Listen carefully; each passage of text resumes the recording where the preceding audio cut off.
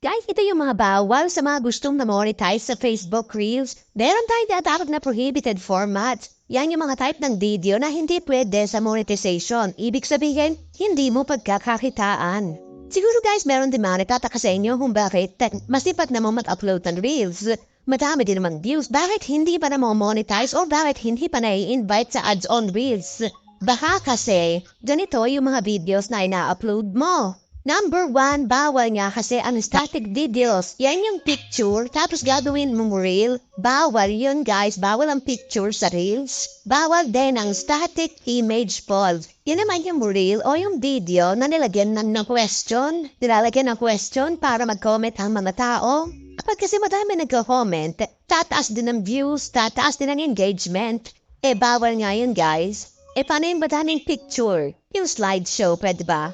Bawal din po ang slideshow. Basta walang picture mga mare, bawal din ang looping videos. Yan naman yung mga videos na maigse. Tapos ang gagawin mo, i-edit mo, paulit-ulitin mo lang yung videos para humaba. Hindi din pwede yon, paulit-ulit. Bawal din ang text montages mga mare. Yan naman yung videos na nakasteady lang tapos lalagyan mo lang ng text. Or mga sulat-sulat, gano'n. Halimbawa, yung naglalagay ng codes, tapos ang magpapalit-palit lang is yung nakasulat.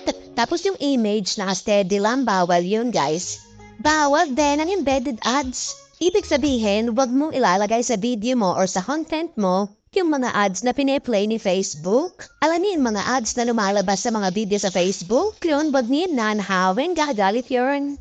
Ganyan kasi kumikita si Facebook sa mga ads, kaya bawal natin kunin yun. Pwede naman kayo mag-promote ng gusto nyo i-promote sa inyong content.